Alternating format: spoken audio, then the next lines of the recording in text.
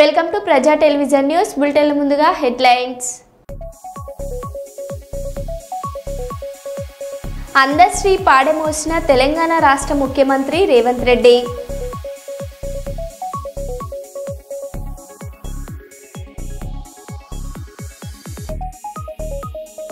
హైదరాబాద్ సిటీలో నాకాబందీ, రద్దీ ప్రదేశాల్లో పోలీసుల విస్తృత తనిఖీలు.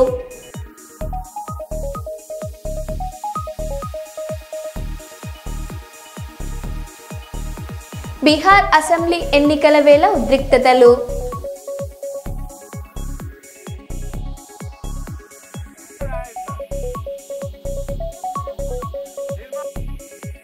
ఢిల్లీ పేలుడు నేపథ్యంలో కరీంనగర్లో పోలీసుల విస్తృత తనిఖీలు.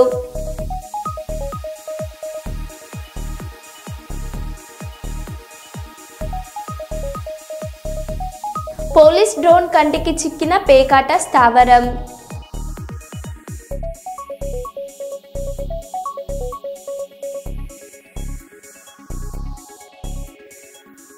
ఇక వివరాల్లోకి వెళ్తే, కన్నుల పండుగగా సీతారాముల కళ్యాణం. జనగామ జిల్లా లింగాలగన్పురం మండలం శ్రీ జీడికంటి వీరాచల రామచంద్ర స్వామి కళ్యాణం అంగరంగ వైభవంగా జరిగింది. కళ్యాణ మహోత్సవానికి ప్రభుత్వం తరపున శ్రీ యాదాద్రి లక్ష్మీ నరసింహస్వామి దేవస్థానం నుంచి వచ్చిన ముత్యాల తలంబ్రాలు, పట్టవస్త్రాలను ఎమ్మెల్యే కడియం శ్రీహరి అందజేశారు. ఆలయ ఈవో చిన్నం వంశీలో భారీ ఏర్పాట్ల నడుమ వేడుకలు జరిగాయి. ఈ కార్యక్రమంలో డీసీపీ రాజమండ్రి మహేంద్ర నాయక్, డీసీపీ భీమ్ శర్మ, దేవస్థానం chairman Elamurthy, market vice chairman Kolluru Sivakumar, Chilpur దేవస్థానం చైర్మన్ పొట్లపల్లి శ్రీధర్రావు, మాజీ జెడ్పీటీసీ గుడి వంశీధర్ రెడ్డి, మల్లారెడ్డి, అర్చకులు భార్గవాచార్యులు, మురళీకృష్ణాచార్యులు, ఆలయ సిబ్బంది భారత్ మల్లేశం తదితరులు పాల్గొన్నారు.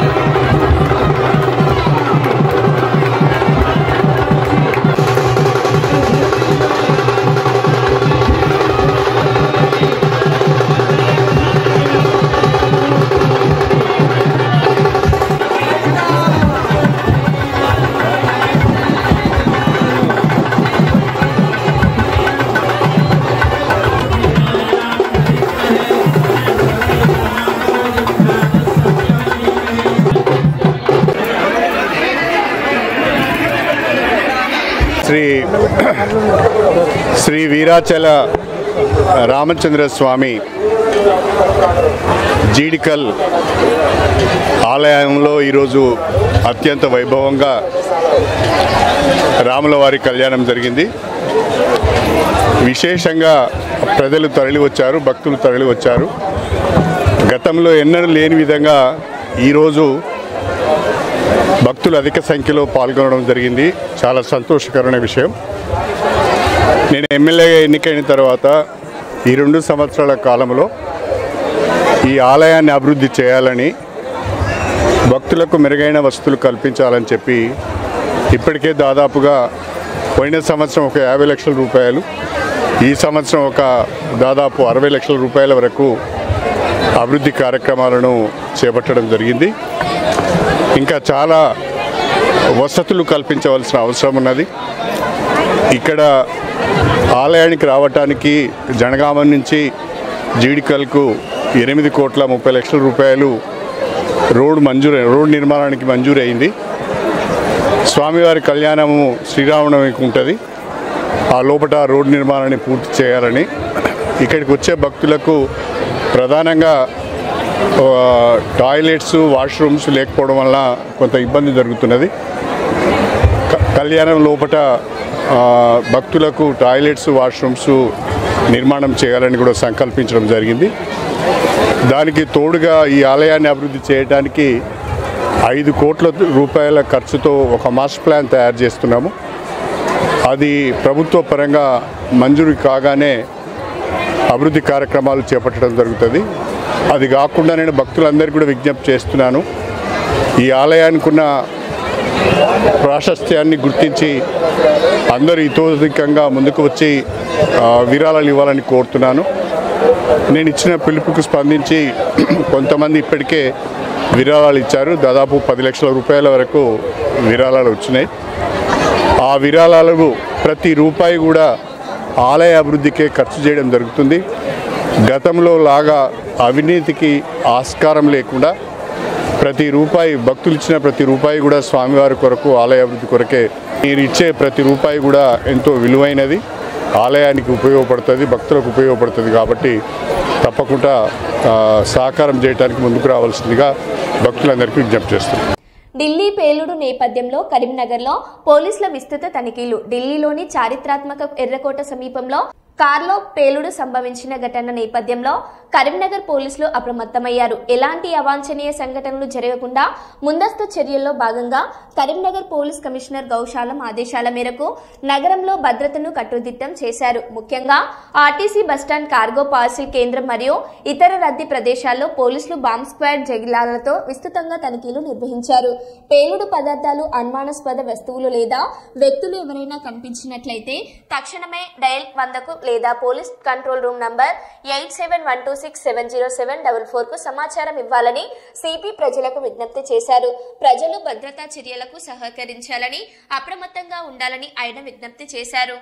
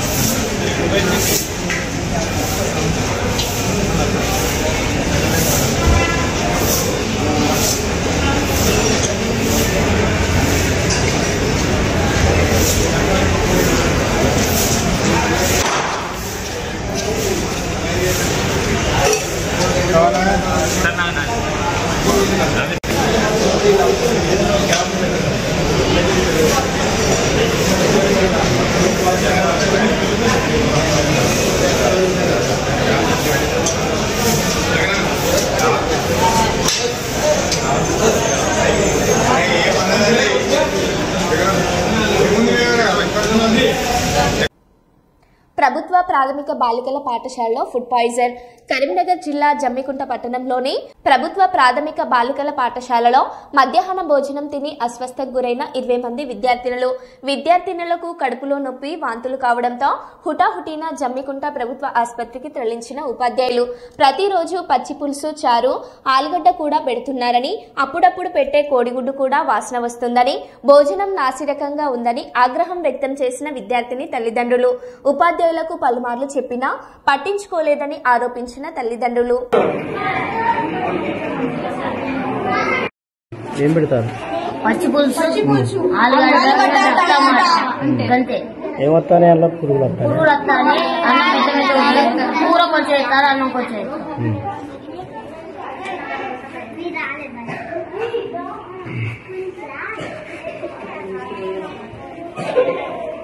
కూర, కిచిడి, ఇంకా అల్చిత్తకాయ అది తిన్నకచ్చి కడుపు వస్తుంది. ఇంకా గుడ్డు వాసన వస్తుంది. అది చేసకొచ్చి వాంతింగ్ బాగా కడుపు వస్తుంది. ఇప్పుడే వాంతింగ్ చేస్తుంది. నా పేరు చరణ్ సార్. ఎన్నో క్లాస్? 4th class. మరో ప్రైవేట్ ట్రావెల్స్ బస్ కు ప్రమాదం. పల్నాడు జిల్లా రెడ్డిగూడెం వద్ద అదుపు తప్పి గుంటలోకి దూసుకెళ్లిన private travel bus. Emergency door ద్వారా బయటకు వచ్చిన ప్రయాణికులు. ప్రమాద సమయంలో బస్సులో 30 మంది ప్రయాణికులు ఉన్నారు. ఈ ఘటన నుంచి ప్రయాణికులు సురక్షితంగా బయటపడ్డారు.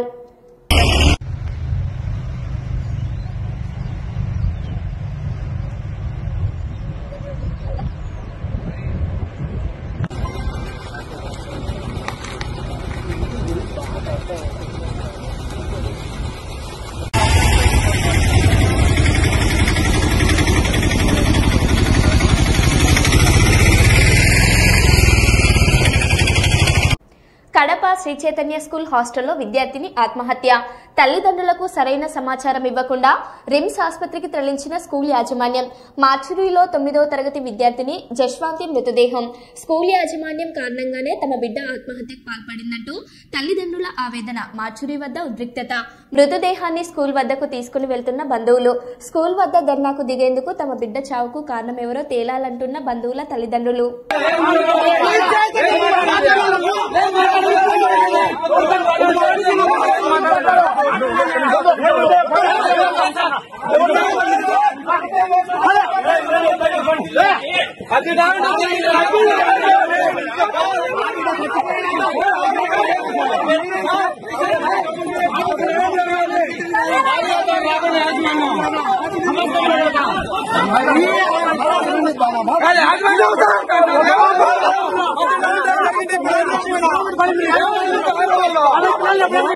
అందశ్రీ అంత్యక్రియలకు స్వయంగా పాడమోసిన తెలంగాణ రాష్ట్ర ముఖ్యమంత్రి రేవంత్ రెడ్డి, మంత్రి అడ్లూరి లక్ష్మణ్ కుమార్.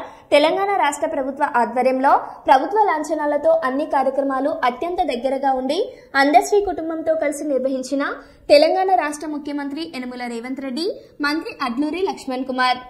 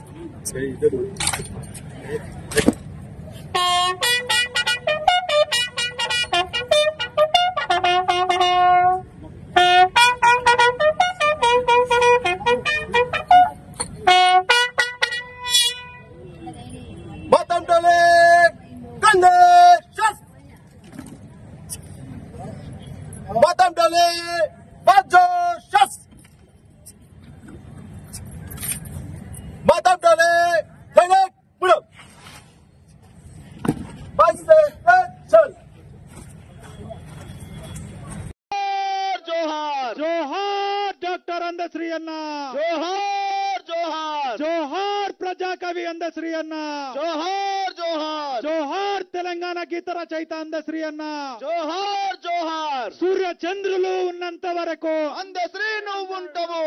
సూర్య చంద్రులు ఉన్నంత వరకు అందశ్రీ నువ్వు ఉంటావు. సూర్య చంద్రులు ఉన్నంత వరకు అందశ్రీ నువ్వు ఉంటావు. సూర్య చంద్రులు ఉన్నంత వరకు అందశ్రీ నువ్వు ఉంటావు.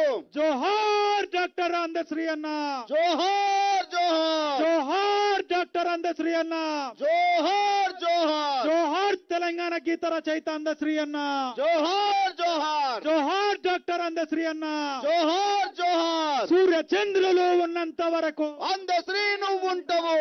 సూర్య చంద్రులు ఉన్నంత వరకు అందశ్రీ నువ్వు ఉంటావు. వాల్ పోస్టర్ ఆవిష్కరించి కోటపల్లి మండల్ సిఐ గారు చెన్నూరు లయన్స్ క్లబ్ ఆధ్వర్యంలో జరగబోయే ఉచిత నేత్ర వైద్య చికిత్స శిబిరాన్ని కంటి చూపుతో బాధపడుతున్న వారు కోటపల్లి నిల్వాయి మేమనపల్లి ప్రజలు సద్వినియోగం చేసుకోవాలని తెలపడం జరిగింది.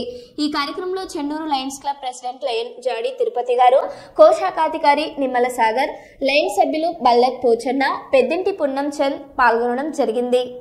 చెన్నూరు లయన్స్ క్లబ్ వారి ఆధ్వర్యంలో ఈ నెల 18వ తేదీన మన జైహింద్ ఫంక్షన్ హాల్ చెన్నూరు నందు ఉచిత కంటి శిబిరం ఏర్పాటు చేయడం జరిగింది.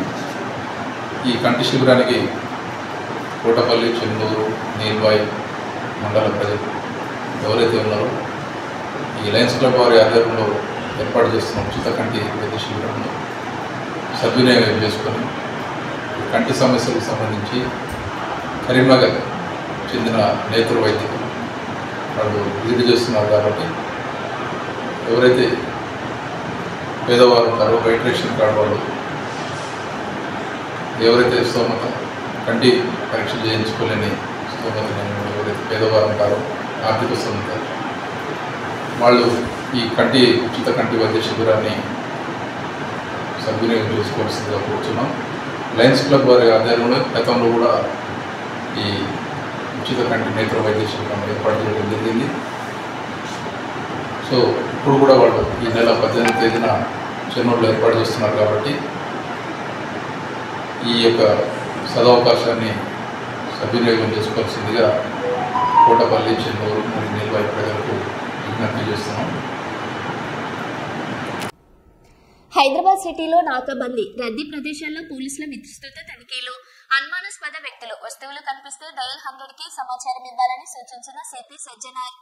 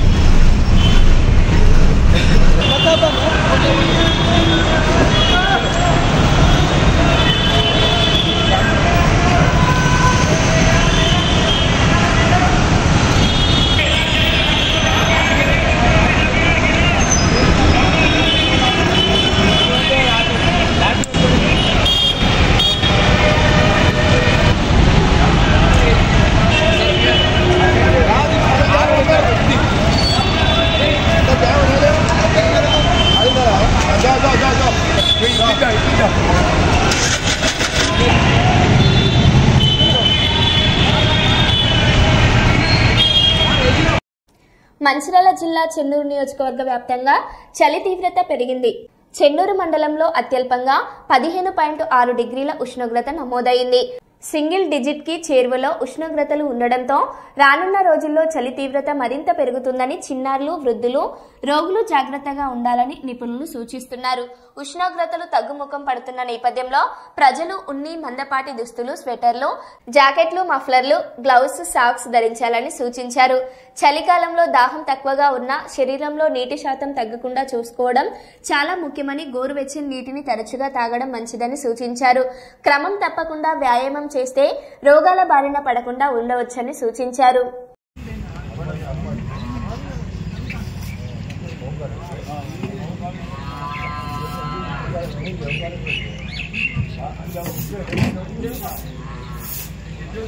నమస్కారం. చెన్నూరు పట్టణంలో మనం చూసినట్టయితే గత వారం రోజుల నుంచి చలి చాలా తీవ్రంగా పెరిగింది. మరి చలి తీవ్రత 11 నుంచి 26 మధ్యలో ఉంది. ఉష్ణోగ్రత చూసినట్టయితే ఈ చలి పులిలా మనలో వణికిస్తుంటే గజగజలాడిపోతున్నారు. చిన్న పిల్లల దగ్గర నుంచి పెద్దవాళ్ళ వరకు, పండు ముసలి వాళ్ళ వరకు కూడా తమ ఆరోగ్య సంరక్షణ కోసం మంచి స్వెటర్లు, క్యాపులు పెట్టుకొని నడకను మాత్రం మర్చిపోవడం లేదు. ఎందుకంటే మన శరీరంలో వేడిని ఉత్పత్తి చేసేది నడక మాత్రమే, వ్యాయామం మాత్రమే. ఈ నిరంతరం కంటిన్యూగా ఉండే వ్యాయామం, నడక చేయడం వల్ల మన శరీర ఉష్ణోగ్రత పెరిగి ఈ చలి నుంచి మనం కాపాడుకునే అవకాశం ఉంటుంది.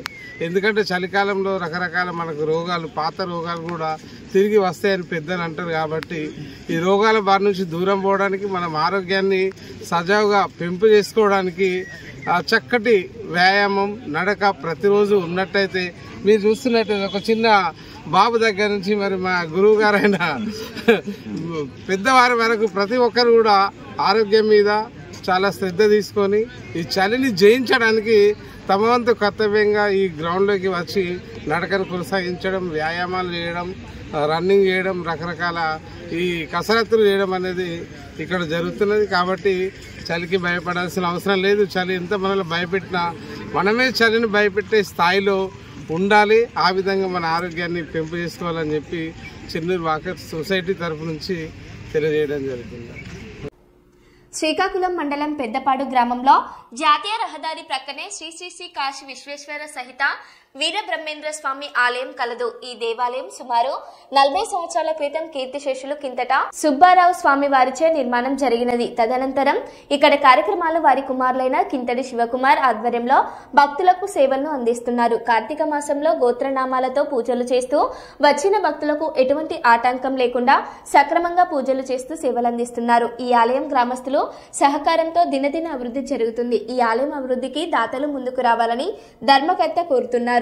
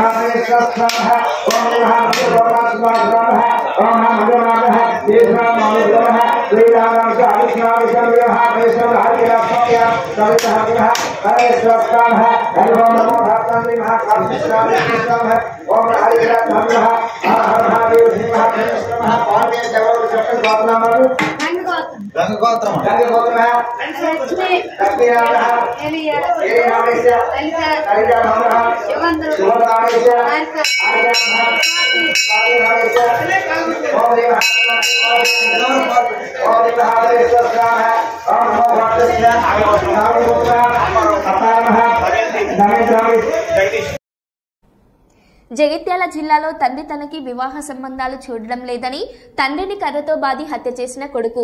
మెట్టుపల్లి పట్టణంలోని బోయవాడలో తండ్రి గంగ నర్సయ్య ఉదయం లేచి ధ్యానం చేస్తున్న సమయంలో కొడుకు అన్వేష్ తనకు వివాహ సంబంధాలు చూడడం లేదని తండ్రితో వాదన పెట్టుకున్నాడు. తండ్రి కొడుకులకు మాట పెరిగి పక్కనే ఉన్న కర్రతో కొడుకు అన్వేష్ తండ్రి తలపై బాదడంతో తీవ్ర రక్తస్రావం అయ్యింది. వెంటనే అన్వేష్ చిన్న అక్క భర్త అయిన నరేష్ కు ఫోన్ చేసి గొడవ విషయం తెలుసుకోవడంతో భార్య హారికతో కలిసి ఘటన స్థలానికి ఇంటికి చేరుకుని రక్తగాయాలతో ఉన్న తండ్రిని మెట్టుపల్లి ప్రభుత్వ ఆసుపత్రికి తరలించగా పరిస్థితి విషమంగా ఉందని వైద్యులు తెలపడంతో కుటుంబ సభ్యులు నిజామాబాద్ ప్రభుత్వ ఆసుపత్రికి చికిత్స అందించగా చికిత్స పొందుతూ మరణించినట్లు ఎస్ఐ పబ్బ కిరణ్ కుమార్ తెలిపారు.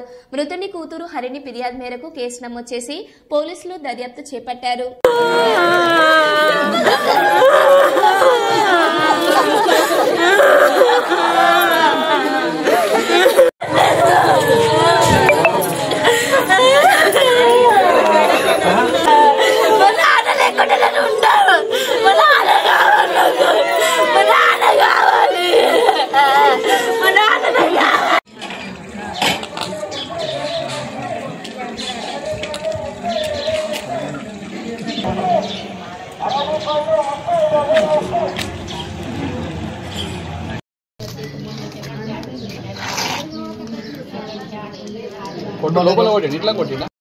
మరో బులెటిన్లో మళ్ళీ కలుద్దాం. Stay tune.